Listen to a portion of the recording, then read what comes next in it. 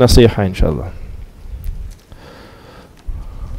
Okay, Bismillahirrahmanirrahim. Wassalatu wassalamu ala Rasulillah wa ala alihi wa ashabihi wa man wala.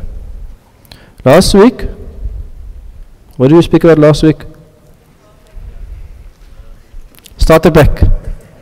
Last week we spoke about Islam starter pack. And what did we say about the starter pack last week? Last week we said that there was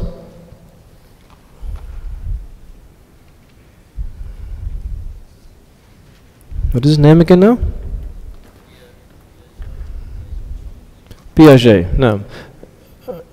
We spoke about the theory of cognitive development, which is like a general theory. And in summary, what we said was what? As the child learns to think, what do?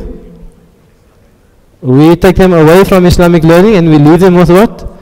Islam starter pack. Islam starter pack.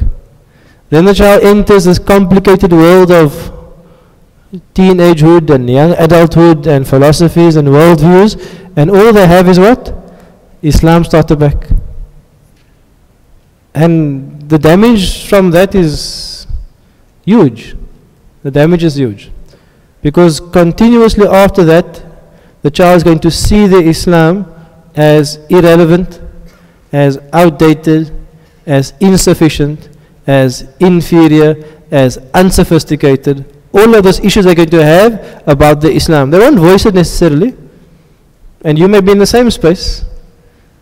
Like almost like, what is this? It's like deen is ancient. Why? Is because what you're referring to is your starter pack Islam. It's not really an actual representation of the true legacy of scholarship and Islamic thought. It's just the starter pack Islam. Today I'm going to speak about something connected but slightly different. Okay, maybe let's first finish this discussion, inshallah. Yeah.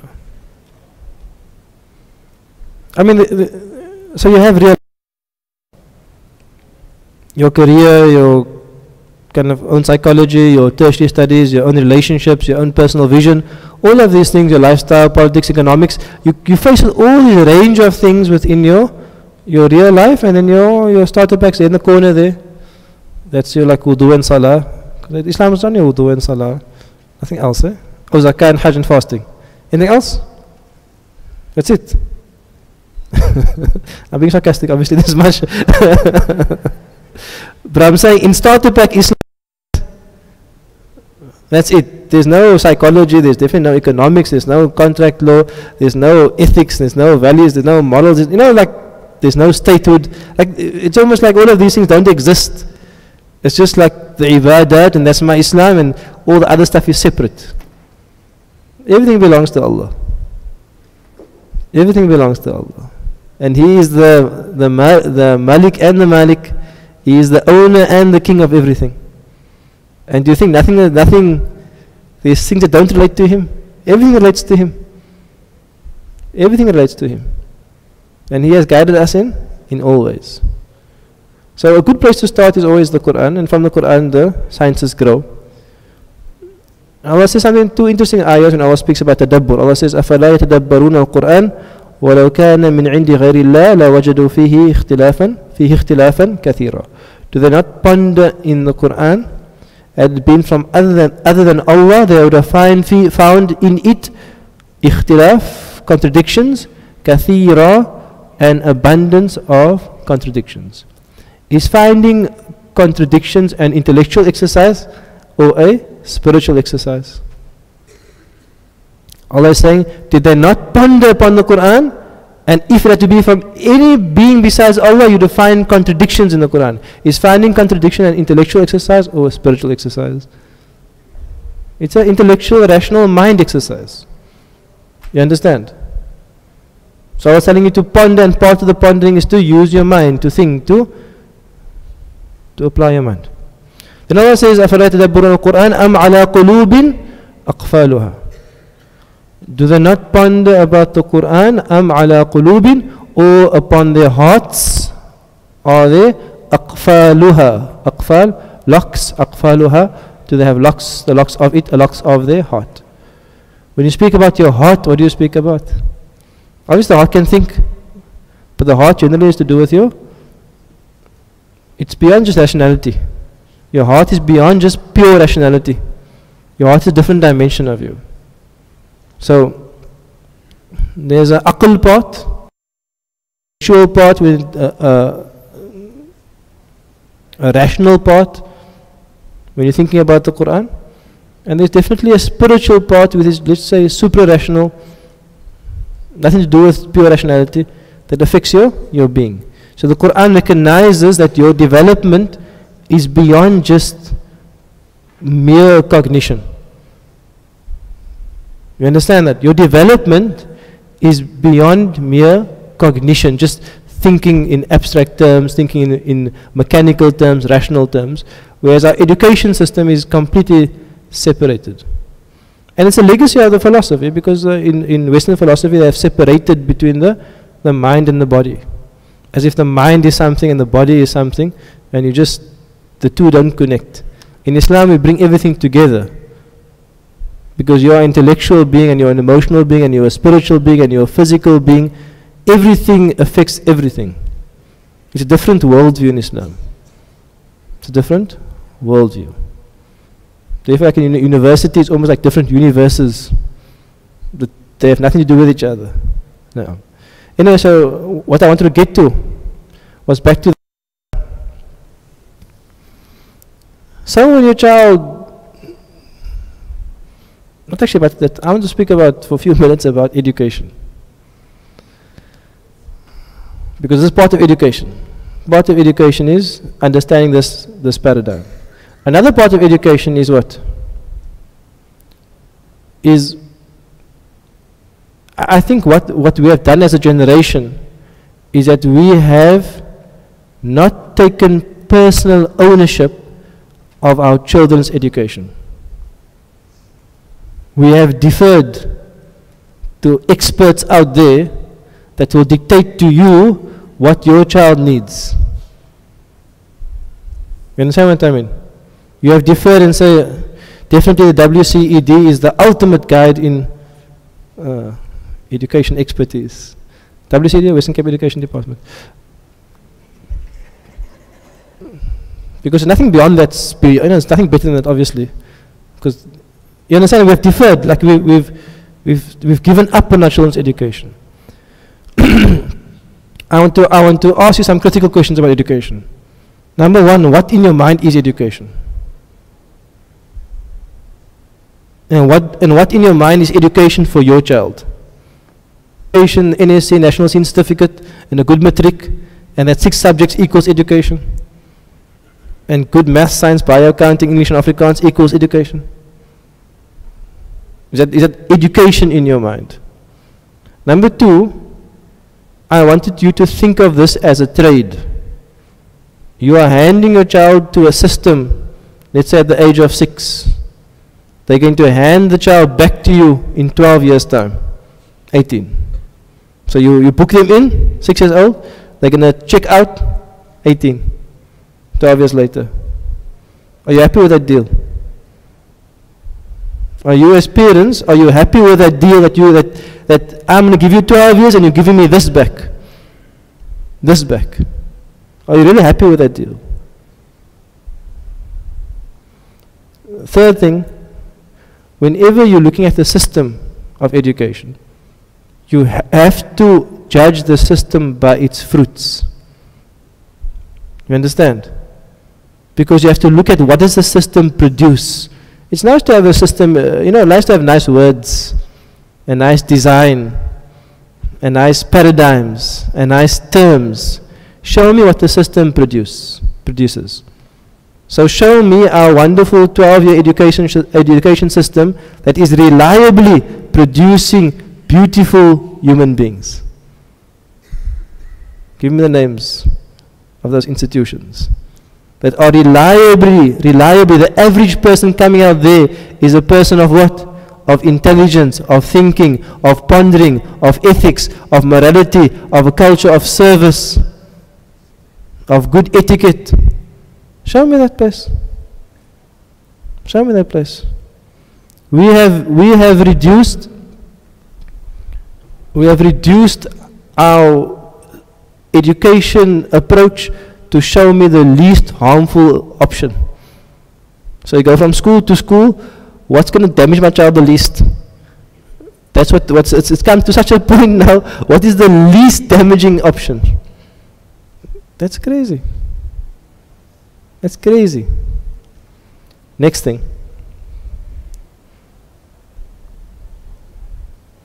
When you're defining education, and I said last week, I'm saying it again, you as a parent, a Muslim, a believer, a student of Quran, you cannot have the assumption that education is for your child's career. Education, ilm, is there to teach your child how to be a human being, how to live on this earth in every dimension. You understand? One slice of that big pizza is career. You understand? But education is vast because you're going to teach your child how to interact, how to have a relationship, how to live in this world, how to live with himself, how to make decisions, how to view the world. Education is a massive thing. It's teaching how to live. We can't take that whole model and say, no, all of this actually is what? Is for you to get a good job. Because then you have subsumed and you have made education subservient just to dunya. And a good education is one that gives you a good salary. We are not people like that. Muslims have never been people like that. We're not people of the dunya. We won't take our child and say, listen here, my next child, 12 years of your life, your most important years of your life, what I'm going to give you, I'm going to give you the tools of this dunya. And what's even a bigger joke? What's a bigger joke? The bigger joke is you give the 12 years, and do they come out with the tools? You put them in 6, and they come out at 18. You would expect at least one thing. I'm going to give you my child 12 years, let's leave all the morals and ethics and all the other iman and taqwa. At least make this child a what? Able to provide for themselves. What's the biggest con is what? The entire education system is built only for higher education. And you know what percentage of those people are going to enter and end higher education? Maybe 10%. So just think about this system. It's like, it's insanity. Let's say example, 100,000 people are coming out of matric. Only maybe 10,000 of them are going to graduate. 90,000 of them have no skills to fend for themselves. So how broken is it? So what exactly does education system produce? It doesn't give you iman, doesn't give you akhlaq, doesn't give you a culture of service, doesn't give you human decency, it doesn't even give you a job. It's reliably producing unemployment. It's reliably producing immorality. It's reliably producing stupidity. Because do you think the child is passionate about any of these subjects? You're taking a group of people and you're dragging them through a set of information which you must feed them every year, which they don't want to feed. Yeah, they don't want to. There's so much that is broken with school. I don't know. I need like a few hours. I'm sorry if you're a teacher, and I really feel for you. My mother's a teacher. My sister's a teacher. I come from a family of teachers. I feel sorry for you. I'm not trying to criticize you. But you yourself, in the heart of hearts, you know your system is broken. And especially if you're a high school teacher. Maybe primary school, mashallah, you're still a small class, tarbiyah, it's still working out. A high school teacher, they know they're in a broken system. They're just busy with compliance, admin, assessments, quotas, curriculum. Is that education? Another problem with education. It's not supposed to be meaningless. Since when is education supposed to be meaningless to the child? Since when is it supposed to be irrelevant to the child? The whole structure of the education is that the whole narrative, the whole message of the education to the child in the end is that you are doing just some random subjects that you have no idea why you're doing. There's no greater narrative. There's no overarching narrative. And we have an overarching narrative, and what is overarching narrative is that we are a theocentric community. The theos, Allah is always in the center. And that's always, in other words, everything goes back to Him. Whether it's your science and biology of ayatullah, it goes back to Him. Whether it's your history of it goes back to Him. Because you're connected to a great history. You are in a place of great science. But there's no connectivity. Every subject, you just come, you do what is, the bell rings, and you carry on. Can I give more problems, or is it enough? Okay, more problems. You put a group of 13-year-olds in a classroom, 30, 40 of them, with one teacher. The teacher is doing something called crowd control, not teaching anymore. They're just trying to keep the crowd growing.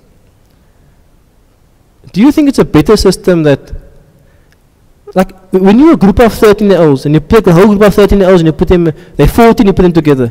Then they're 15, you put them together. Who are they supposed to learn from? Who are they supposed to learn from? It's a very unnatural system to put people of the same age together and say, learn from each other. That's collective immaturity. They sink to the lowest common denominator of that group eventually. Do you know who has a much better system? The gangs of Cape Town. They have multi-age education. They put the youngster with the older person, and the older person with the gang leader. And guess what that young person's heart has done? They take his heart. Just why?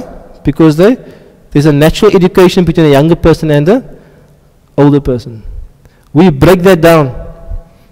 And we say, no, you're 13, you can never ever learn from an 18-year-old. You're in different intellectual development and different space and stuff. You all 13-year-olds put together. We put in such a big classroom, the teacher's trying to just crowd control. There's no tarbiyah and nurturing because he's trying to get through everything. And you're on this collective immaturity model. People learn from people. It's like this has been a system since like the beginning of time. Is people learn from people who are older, who have more experience. They take you, they guide you, they look up to you. Okay, now, next problem with that. You have this collective immaturity model. What happens? There's a vacuum now. Because human beings naturally want to look up to someone. Even in your own heart, you'll find there are people that you look up to. Can be a sportsman, a businessman, an alim, someone. But in your heart, you look up to them because they're like, you want to get there. What have we done? We've taken away the role models. So now you have a 13-year-old and there's a role model vacuum. Why? Because that 13-year-old is not with an inspirational 16-year-old or inspirational 18-year-old, looking after them, nurturing them, interacting with them. You've taken away the role models. Who do you think takes that space? Who do you think? YouTube, Instagram? We created a generation and we took away their leaders and role models and we placed in it somebody else. The system is broken on every level. On every single level. You should be a bit depressed by now. You should be very worried about your children. Yes, a few of you, mashallah, may have good homes. And a few of you, your children might survive. And a few of you, your children might even thrive. But not in general. I'm not saying there's no way you can survive. I'm saying a few of you, some of us, you went to school, maybe some of you weren't damaged. But that's not the average result. And Muslim school, non-Muslim school, same story. Same story. Same story. So that's where we're at. We're at broken, like completely broken. What is my appeal to the community? My appeal to the community, number one, take ownership of your child's education intellectually, mentally.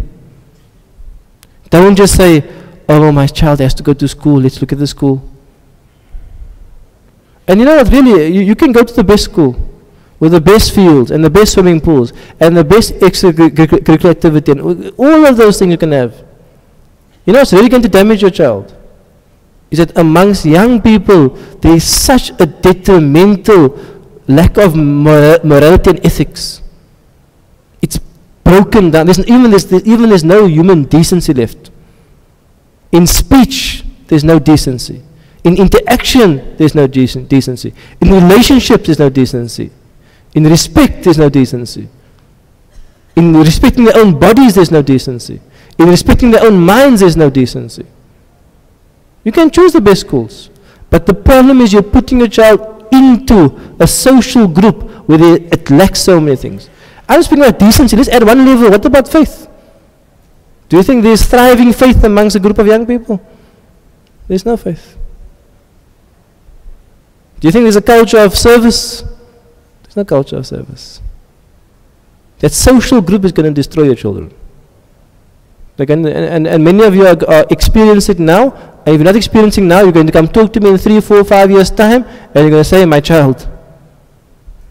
Not my child, you make your choices. Okay, last 2 minutes, inshallah. Because now that's a big problem. The solution maybe we can discuss next week, inshallah. But the beginning of the solution, really the beginning of the solution is this, is no one is responsible for your child's education besides you.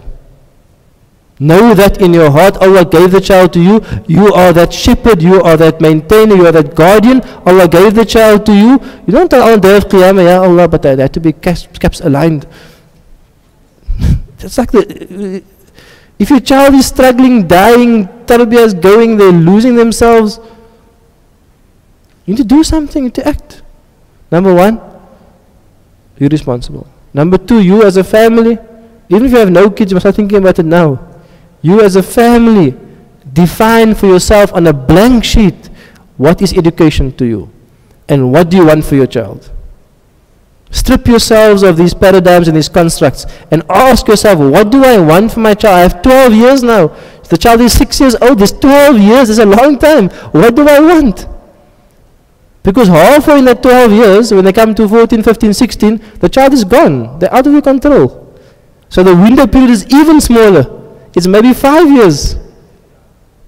You have that 5 years, maybe from 6 till 12, 6 till 13, 6 to 14. After that, many of you have lost your child. They're beyond your sphere of control. You have a short window period. It's crucial, it's critical. Last thing, there are no easy answers out there.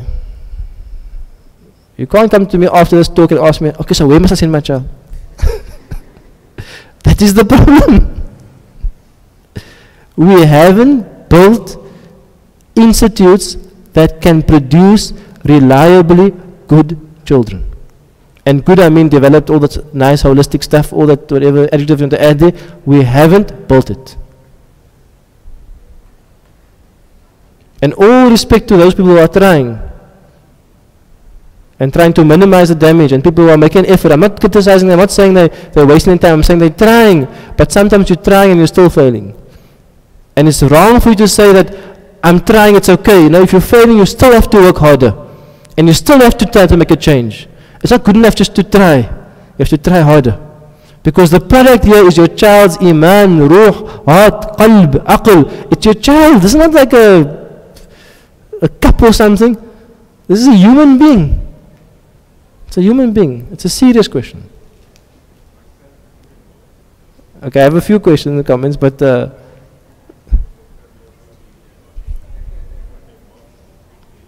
we don't have, sorry? Brothers at the back, inshallah. Brothers? Mazakaria? Which specifically? Okay.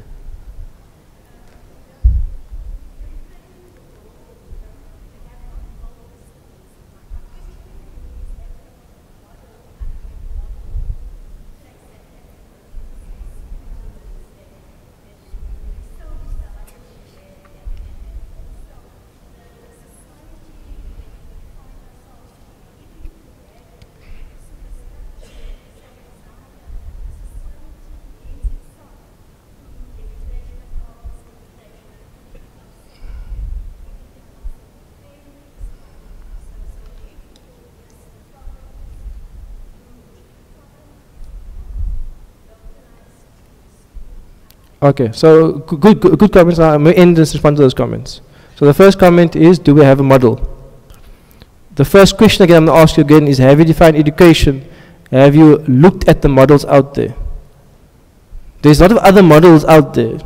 There's homeschooling, cottage schooling, unschooling, international schooling, Montessori schooling, international baccalaureate schooling. There's a whole lot of range of models out there. Have we, even as a community, saw what the models are? Have we looked into the Islamic history? What is the model of producing reliable results through these last 1400 years? So what I'm saying is that the question you asked, I don't believe there's one model. I believe we have to engage with the models critically, and we have to try them. But you must start from the point of departure that I'm responsible. I am responsible, so I am going to see what is out there. I'm going to investigate. Like you're going to buy a car. You're not going to walk into a shop and buy any car. You're going to Google this and fuel efficiency and all this other stuff. But when it comes to child education, you just, okay, how much is the fees? It's nice and close. Okay, we'll go there. On my way to working at Upton there.